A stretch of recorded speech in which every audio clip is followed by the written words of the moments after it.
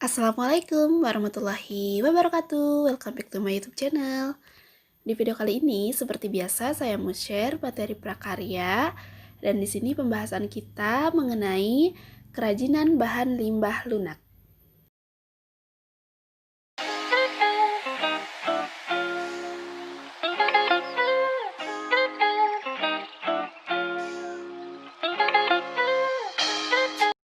Baik, yang pertama yaitu prinsip kerajinan bahan limbah lunak.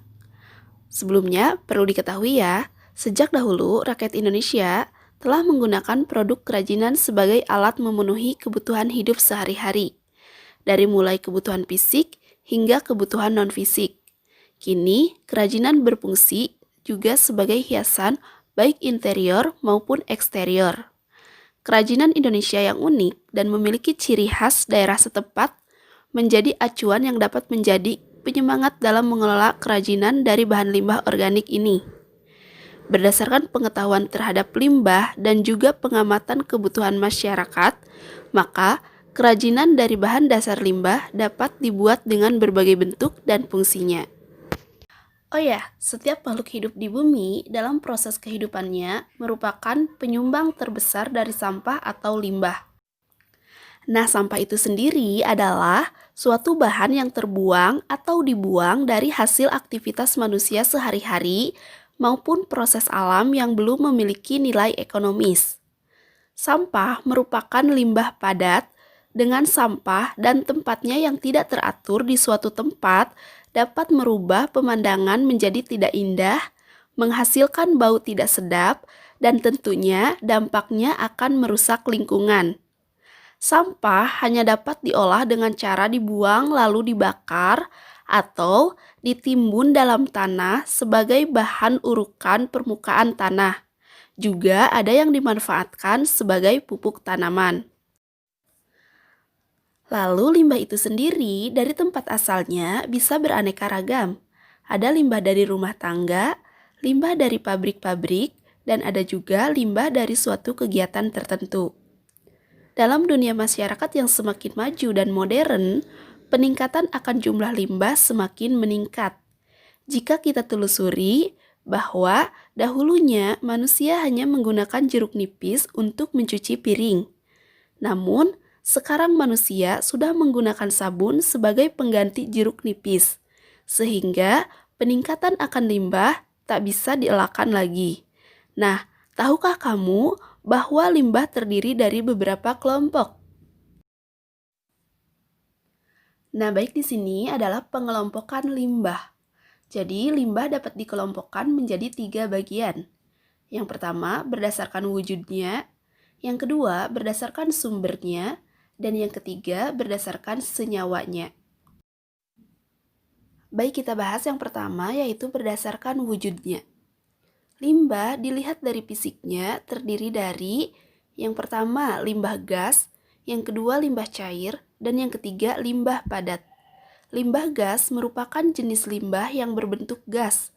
Contoh limbah dalam bentuk gas antara lain karbon dioksida atau CO2, karbon monoksida atau CO, HCl, NO2, dan SO2.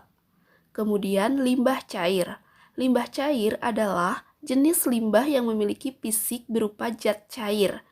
Misalnya air cucian, air hujan, rembesan AC, air sabun, dan minyak goreng buangan. Selanjutnya limbah padat. Limbah padat merupakan jenis limbah yang berupa padat.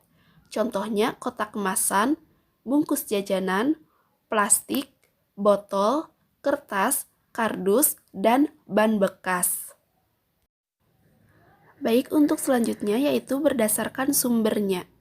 Berdasarkan sumbernya, limbah bisa berasal dari yang pertama, limbah pertanian, yang kedua, limbah industri, yang ketiga, limbah pertambangan, yang keempat, limbah domestik.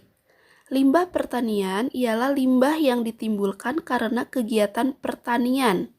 Sedangkan limbah industri merupakan limbah yang dihasilkan oleh pembuangan kegiatan industri.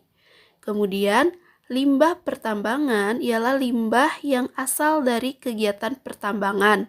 Dan yang terakhir, limbah domestik merupakan limbah yang berasal dari rumah tangga, pasar, restoran, dan pemukiman-pemukiman penduduk yang lain. Dan untuk selanjutnya, yang ketiga yaitu berdasarkan senyawanya. Berdasarkan senyawanya, limbah dibagi menjadi dua jenis. Yang pertama limbah organik dan yang kedua limbah anorganik. Limbah organik merupakan limbah yang bisa dengan mudah diuraikan atau mudah membusuk. Limbah organik juga mengandung unsur karbon. Limbah organik dapat ditemui dalam kehidupan sehari-hari. Contohnya, kulit buah dan sayur, kotoran manusia, dan kotoran hewan. Kemudian yang kedua, limbah anorganik. Limbah anorganik adalah jenis limbah yang sangat sulit atau bahkan tidak bisa untuk diuraikan atau tidak membusuk. Limbah anorganik tidak mengandung unsur karbon. Contoh limbah anorganik adalah plastik, beling, dan baja. Baik, untuk selanjutnya yaitu jenis dan karakteristik bahan limbah lunak.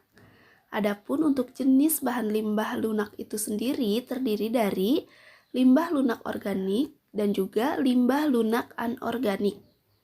Nah, adapun karakteristik bahan limbah lunak bahwa limbah lunak adalah mengacu pada kata sifat lunak, yaitu limbah yang bersifat lembut, empuk, dan mudah dibentuk. Baik, kita bahas yang pertama limbah lunak organik. Limbah lunak organik lebih banyak berasal dari tumbuh-tumbuhan. Semua bagian dari tumbuhan yang dapat dikategorikan limbah dapat diolah menjadi produk kerajinan. Namun, semuanya harus melalui pengolahan terlebih dahulu agar diperoleh bahan baku yang baik. Contohnya, daun-daunan, kulit buah, kulit sayuran, batang tumbuhan, atau hasil olahan tumbuhan seperti kertas. Limbah lunak organik juga dikatakan limbah basah. Penyebabnya, limbah lunak ini termasuk sampah yang mempunyai kandungan air cukup tinggi dan mudah sekali membusuk jika tidak langsung diolah saat ingin dipergunakan kembali. Adapun limbah lunak organik yang dapat dijadikan karya kerajinan antara lain kulit jagung, kulit bawang, kulit kacang, kulit buah atau biji-bijian, jerami, kertas, dan pelepah pisang. Selanjutnya, pengolahan limbah organik basah dapat dilakukan dengan cara pengeringan menggunakan sinar matahari langsung hingga kadar air dalam bahan limbah organik habis. Bahan limbah lunak organik yang sudah kering merupakan bahan baku yang nantinya dapat dibuat berbagai macam produk kerajinan. Adapun proses bahan baku menjadi bahan yang siap pakai ditentukan oleh pengrajin sesuai tujuan si pembuat karya kerajinan. Untuk selanjutnya yang kedua yaitu limbah lunak anorganik. Limbah lunak anorganik berasal dari bahan olahan dengan campuran zat kimiawi dan menghasilkan bahan yang lembut, empuk, lentur, dan mudah dibentuk serta diolah dengan bahan yang sederhana. Sementara, sifat dari limbah lunak anorganik ini relatif sulit terurai, dan mungkin beberapa bisa terurai tetapi memerlukan waktu yang lama. Limbah lunak anorganik umumnya berasal dari kegiatan industri, pertambangan, dan domestik dari sampah rumah tangga. Contohnya, plastik kemasan, kotak kemasan, kain perca, karet sintetis, dan styrofoam. Hampir semua limbah lunak anorganik dapat dimanfaatkan kembali sebagai produk kerajinan dengan menggunakan alat yang sederhana.